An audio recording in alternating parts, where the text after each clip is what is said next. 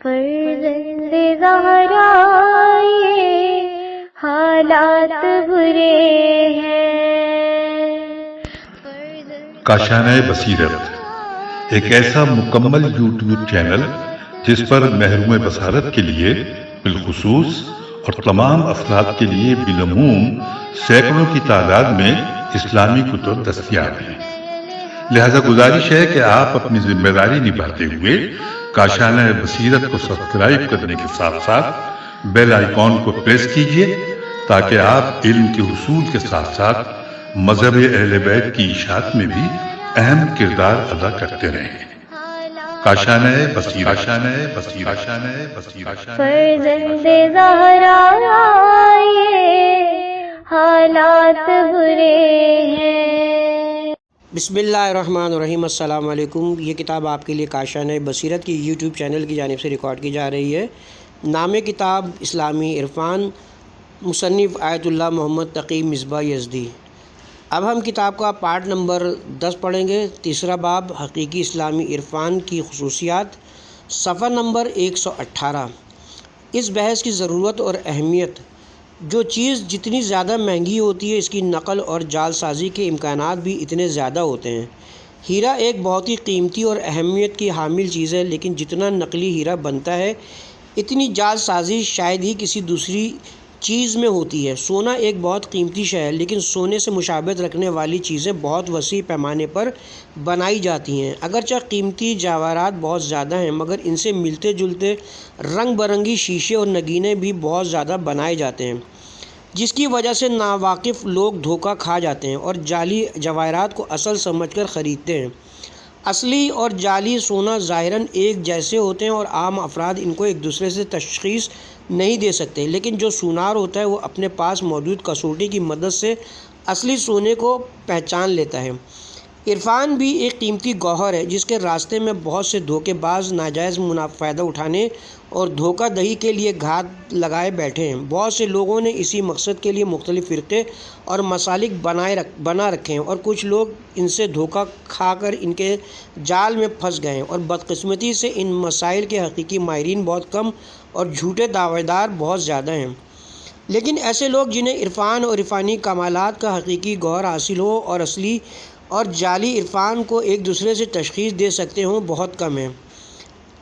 البتہ واضح رہے کہ اگرچہ عرفان کی اصل و حقیقت ایک بلند اور مطلوب امر ہے، یہ نہ صرف انسان کے معنوی کمال کا ذریعہ ہے بلکہ روحانی اور معنوی کمال کی اصل حقیقت بھی ہے۔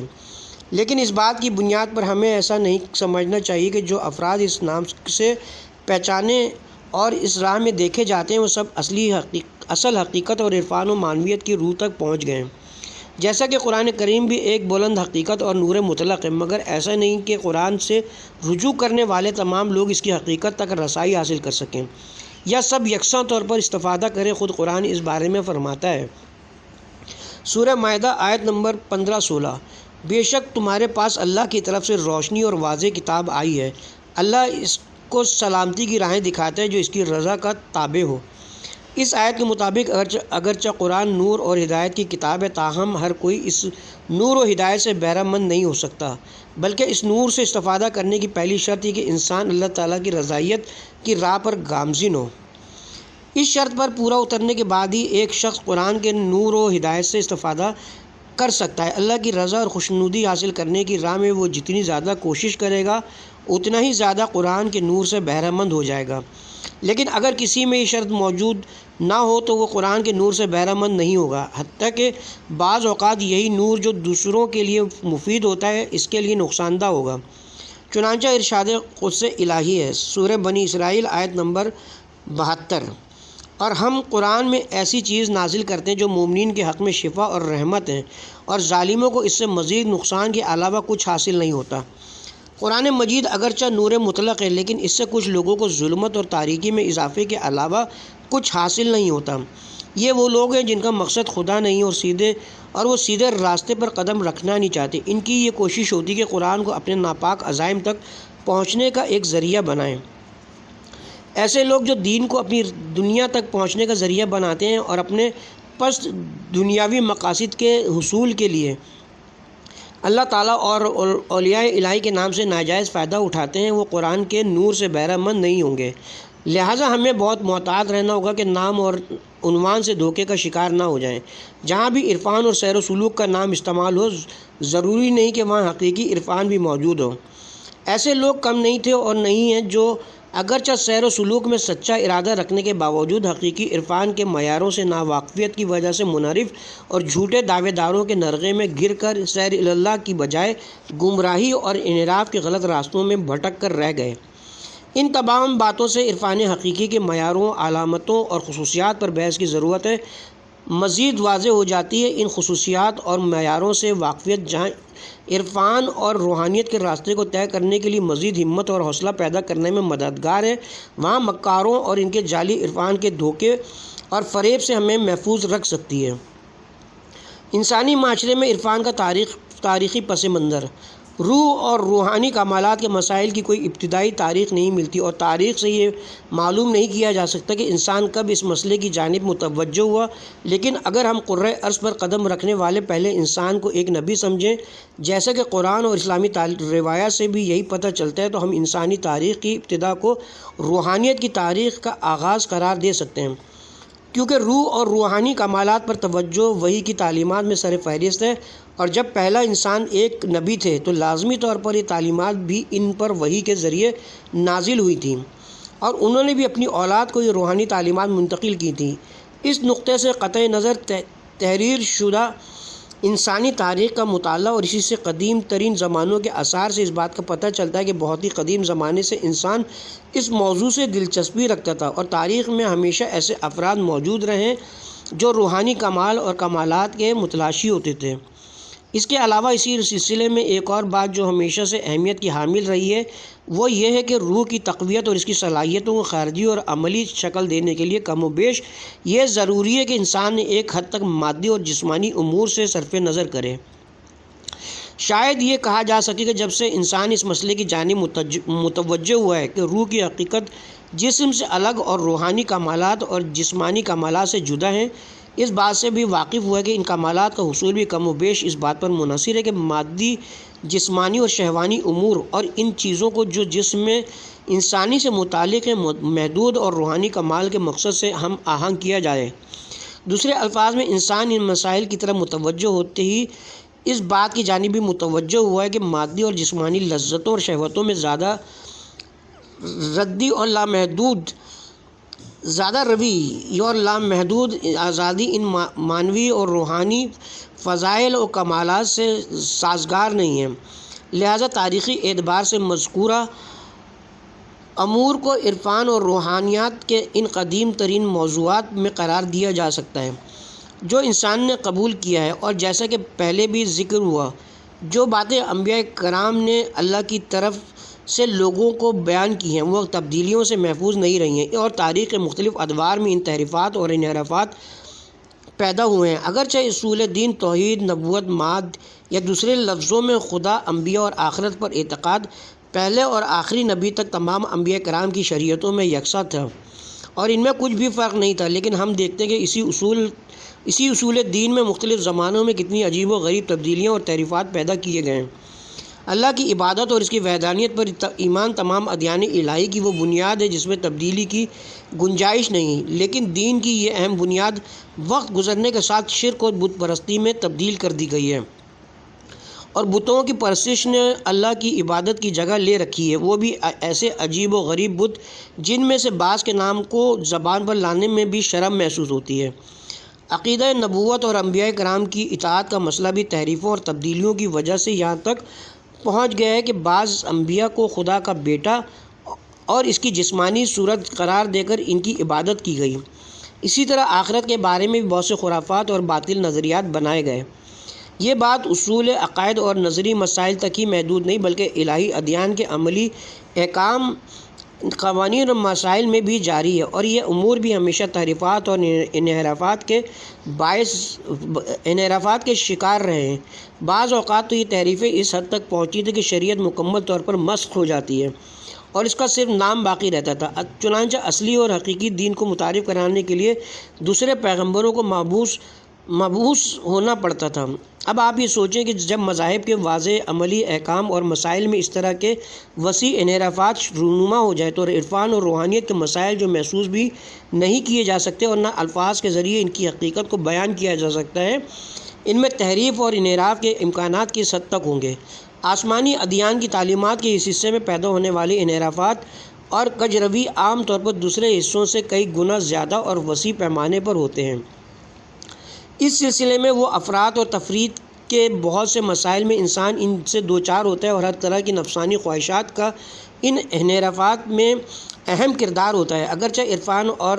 معنوی فضائل کے حصول کا راستہ فی نفس ہی نفسانی خواہشات کی ضد ہے، لیکن ہمیں یہ نہیں بھولنا چاہے کہ شیطان لعین جو دھوکے اور فریب کاری میں ماہر اور انسان کا کھلا دشمن ہے، اپنے کام میں اتنا ماہر ہے کہ ایسی چیز کو جس کی حقیقت خواہشات کی پیروی کے سوا کچھ نہیں کی اس طرح توجیہ اور تشریح کرتا ہے کہ انسان اس کو اپنا شرعی فریضہ اور عین فضیلت اور معنویت اور تقرب اللہ سمجھنے لگتے ہیں۔ سورہ صاد آیت نمبر 82۔ لہٰذا اس بات سے غافل نہیں رہنا چاہیے کہ اس امر میں شیطان کا بھی اہم کردار رہا ہے۔ شیطان خود تو ہمیشہ کے لیے سعادت اور ہدایت سے محروم ہوا ہے، اس لیے اس کی پوری کوشش یہ کہ تمام انسانوں کو اس راستے پر لے جائے جس پر وہ خود چلا گیا ہے۔ جس چیز سے شیطان کو خوف ہے اور اس کی تمام کوشش ہے کہ انسان کو اس سے دور رکھے وہ معنوی کمالات ہیں، ورنہ مادی ترقی اور دنیاوی عیش و آسائش سے انسانوں کی بہرہ مندی ایسی چیز نہیں کہ شیطان کو پریشان کرے۔ اس کی کوشش یہ کہ انسان کو راہ خدا پر چلنے اور صراط مستقیم تک پہنچنے سے باز رکھے۔ سورہ اعراف آیت نمبر 16 میں ہے، میں ضرور ان کی طاق میں تیری سیدھی راہ پر بیٹھوں گا۔ جی ہاں، شیطان یہی چاہتا ہے کہ جس چیز سے وہ خود محروم ہوا ہے انسان کو بھی اس سے محروم کرے۔ اس لیے وہ ہمیشہ اس بات کی کوشش میں کہ ہر ممکن طریقے سے انسان کو معنویت کے راستے پر گامزن ہونے اور قرب الہی سے یا تو بالکل بھٹکا دے یا کم از کم اس راہ میں اعلیٰ مقامات اور کمالات تک پہنچنے سے باز رکھے۔ یہ بات کہ پوری تاریخ میں شیطان نے انسان کو راہ راست اور روحانی کمالات سے روکنے یا بھٹکانے کے لیے کن ذرائع اور طریقوں کا سہارا لیا ہے، ایک بہت ہی تفصیلی موضوع ہے جس کے مکمل جواب تک پہنچنا کوئی آسان کام نہیں، مگر اتنا جاننا ضروری ہے کہ شیطان اتنا طاقتور ہے کہ تاریخ میں اس نے بعض لوگوں کو اس طرح فریب دیا کہ وہ بندگی کے بجائے خدائی کے دعوے کرنے لگے ہیں، اور یہ وہی چیز ہے جو شیطان کی آنکھوں کی ٹھنڈک ہے اور اس سے بڑھ کر کوئی گمراہی نہیں ہے۔ اسی طرح اس سلسلے میں شیطان کا ایک اہم کام یہ ہے کہ پہلے کچھ لوگوں کو غفلت اور گمراہی کا شکار بناتا ہے، پھر انہیں دوسروں کے لیے نمونہ قرار دے کر ان کے ذریعے دوسروں کو بھی گمراہی میں ڈال دیتا ہے۔ بہرحال جیسا کہ ہم نے اشارہ کیا کہ انسانی تاریخ میں معنویات کی طرف رجحان ایک بہت پرانی تاریخ رکھتا ہے، اور قدیم زمانوں سے ہی مختلف اقوام اور مذاہب میں اس قسم کے رجحانات موجود تھے۔ غالباً آج انسان کے پاس موجود قدیم ترین دینی اور مذہبی کتابیں اس دور کی یادگار ہیں، اور ظاہراً اس حوالے سے ہندوؤں کی مذہبی کتابیں سب سے زیادہ پرانی تاریخ رکھتی ہیں۔ ان کتابوں میں روح، معنوی اور روحانی کمالات کے بارے میں بہت سے مضامین موجود ہیں۔ البتہ یہ مضامین غالباً تحریف شدہ شکل میں ہیں، لیکن ان میں بعض اوقات اچھی اور قابل مطالعہ باتیں بھی دیکھنے میں آتی ہیں۔ اس سلسلے میں مجھے یاد ہے کہ جب میں ان کتابوں میں سے ایک مضمون پڑھ رہا تھا کہ اس کا مفہوم بالکل ایسے ہی تھا جیسے سورہ توحید قل ھو اللہ احد کا ترجمہ لکھا گیا ہو، گو کہ ہندو بت پرست ہوتے ہیں اور ان کے مذہب کی روح توحید سے مطابقت نہیں رکھتی، لیکن بعض اوقات ایسے مضامین بھی ان کتابوں میں پائے جاتے ہیں۔ اگرچہ تحریف شدہ مواد کے اتنے بڑے حجم کے درمیان ایسے مضامین کی اصلیت گم ہو چکی ہے، لیکن ان مضامین کا موجود ہونا اس بات پر دلالت کرتا ہے کہ یہ کتابیں دراصل انبیاء کی تعلیمات سے ماخوذ صحیح مواد پر مشتمل تھی کہ وقت گزرنے کے ساتھ ساتھ ان میں تحریفات ہوتی گئیں، یہاں تک کہ ایک توحیدی مذہب شرک اور بت پرستی میں بدل کر موجودہ شکل اختیار کر گیا۔ قرآن کریم میں بھی اس حوالے سے کئی شواہد موجود ہیں، مثلاً وہ آیات جو اس بات پر دلالت کرتی ہیں کہ تمام امتوں میں اللہ تعالیٰ کی جانب سے ایک نبی مبعوث ہوا ہے، کوئی امت ایسی نہیں مگر اس میں کوئی ڈرانے والا ضرور گزرا ہے۔ سورہ فاطر آیت نمبر 24، سورہ نحل آیت نمبر 36 میں، اور بے شک ہم نے ہر امت میں ایک رسول کو بھیجا تاکہ لوگوں تم اللہ کی عبادت کرو اور طاغوت سے اجتناب کرو۔ ہمارا یہ عقیدہ کہ خداوند عالم نے 1,24,000 انبیاء کو مبعوث کیا ہے، جبکہ ہمیں زیادہ سے زیادہ ان میں سے 26 انبیاء کے نام اور مختصر سوانح حیات کے بارے میں معلوم ہوا ہے، اور باقی انبیاء کے بارے میں کوئی معلومات ہمارے پاس موجود نہیں کہ وہ کس زمانے میں، کس جگہ اور کن لوگوں کے درمیان مبعوث ہوئے۔ لہٰذا یہ بعید نہیں کہ ہندوستان، چین، جاپان یا دنیا کے دیگر ممالک میں بعض انبیاء ہزاروں سال پہلے مبعوث ہو کر توحیدی دین لوگوں تک پہنچایا ہو، لیکن تحریفات اور انحرافات کے زیر اثر وہ دین رفتہ رفتہ شرک اور بت پرستی میں بدل گیا ہو، جس طرح جزیرہ عرب اور دیگر علاقوں میں ایسا ہوا ہے۔ اسی طرح یہودی مادیات اور دنیا پرستی کے حوالے سے دنیا کی اولین قوم ہے، لیکن ان کے درمیان ایسے بڑے عرفا موجود ہیں جنہوں نے معنوی اور روحانی امور میں کافی محنت اور ریاضت کی ہے، اور خدا کی معرفت اور صفات کے حوالے سے بہت ہی اعلیٰ معارف بیان کیے ہیں۔ ایسے افراد کا ایک ایسی قوم میں موجود ہونا جو مادیات اور دنیاوی لذتوں اور شہوات کی طرف حد سے زیادہ توجہ، جس کی ثانوی فطرت بنی ہوئی ہے، واقعاً بہت ہی حیران کن، اور اس بات کی نشاندہی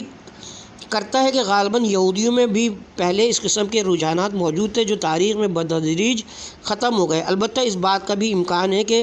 یہودیوں کے ایسے لوگ جو عرفان اور روحانیت میں اعلیٰ مقامات تک پہنچے، ان باتوں کو دوسرے اقوام سے اخذ کیا ہو۔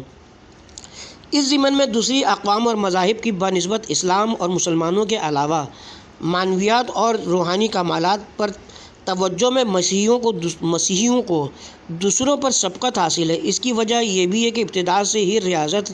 رہبانیت اور ترک دنیا مسیحیوں کی زندگی میں شامل رہا ہے۔ اس مسئلے کا اصل سبب بھی یہ تھا کہ حضرت عیسیٰ علیہ السلام کے اصحاب اور حواری اپنے معاشرے کے لوگوں کی جانب سے شدید دباؤ میں تھے، جس کی وجہ سے وہ صحرا اور پہاڑوں پر جا کر انتہائی مشکل حالات میں رہنے لگے تھے۔ حضرت عیسیٰ علیہ السلام کے حواریوں کا طرز زندگی جو انہوں نے تقریباً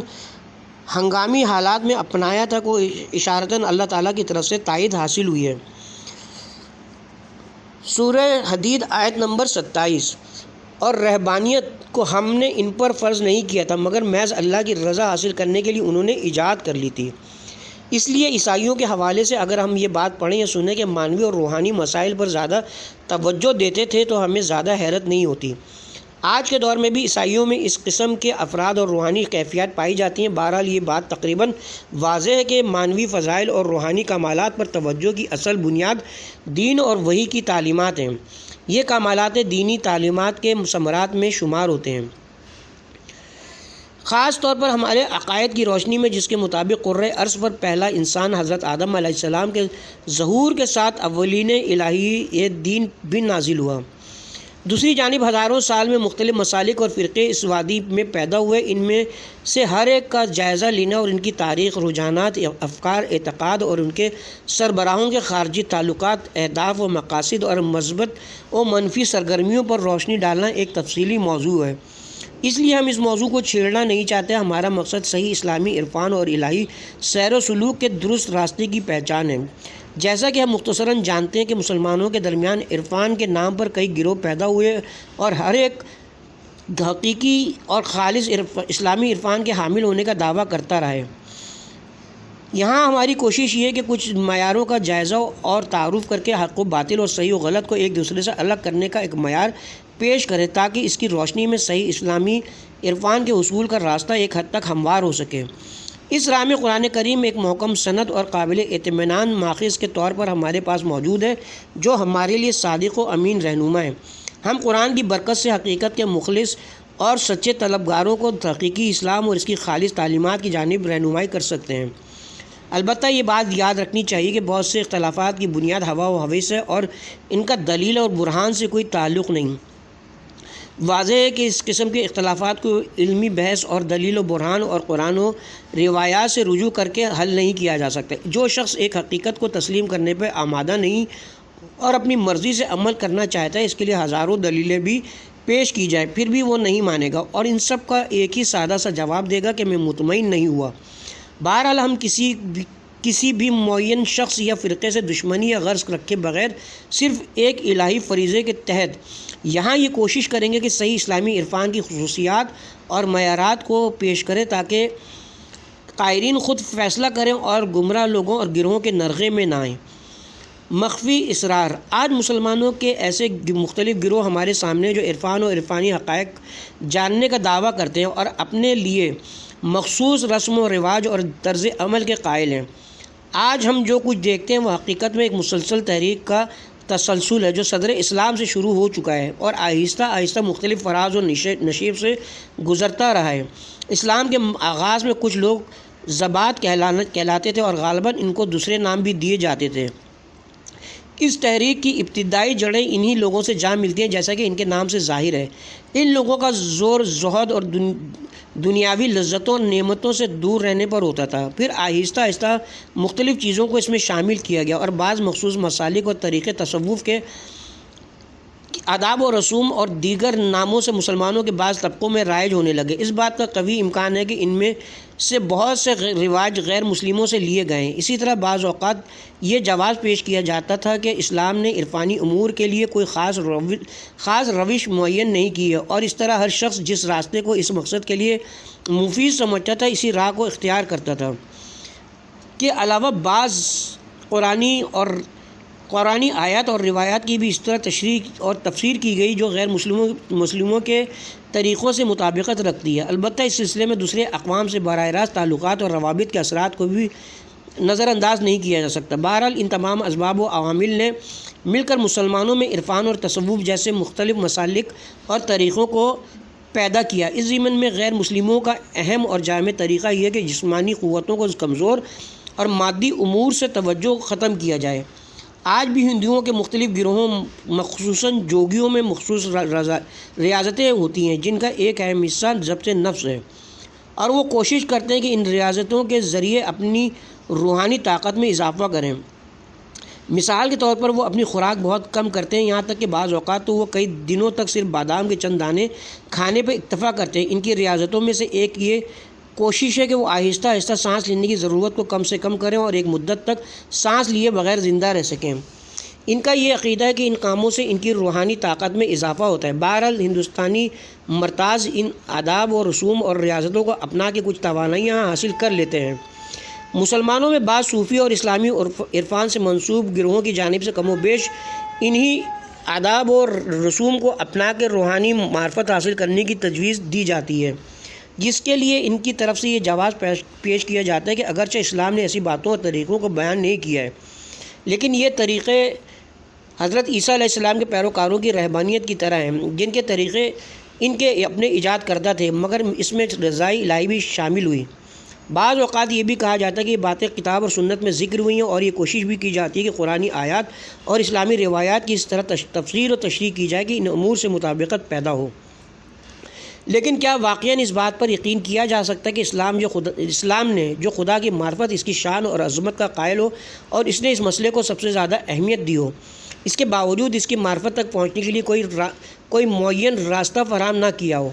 اور ایسے لوگوں کو چھوڑ دیا ہو؟ کیا یہ قابل یقین ہے کہ اسلام کا اس بارے میں اپنا کوئی طریقہ نہ ہو اور اس موضوع کو یوں چھوڑ دیا گیا ہو کہ ہر شخص جس طرح چاہے خود اپنے لیے کوئی طریقہ اختیار کرے یا دوسروں سے اخذ کرے؟ یہ بات یقیناً قابل قبول نہیں ہے۔ کیا یہ بات معقول ہے کہ ایک ایسا دین جس نے زندگی کے جزوی مسائل جیسے کھانا پینا سونا وغیرہ کے بارے میں کئی احکام بیان کیے ہوں، ایک ایسے مسئلے کے بارے میں جو اہم ترین مسائل میں سے کچھ نہ کہا ہو اور اس جانب کوئی توجہ نہ دی ہو؟ جس دین نے جزوی مسائل کے لیے احکامات بیان کیے ہیں، کیا اس نے اپنے پیروکاروں کو اس اہم ترین مسئلے میں دوسروں کے حوالے کیا ہے تاکہ ان سے اس کا حل پوچھیں، یا ان کو اپنے حال پر چھوڑ دیا جاتا ہے تاکہ لوگ اپنی مرضی اور پسند کے مطابق کوئی راستہ بنا لیں؟ ایسا ہرگز نہیں ہے۔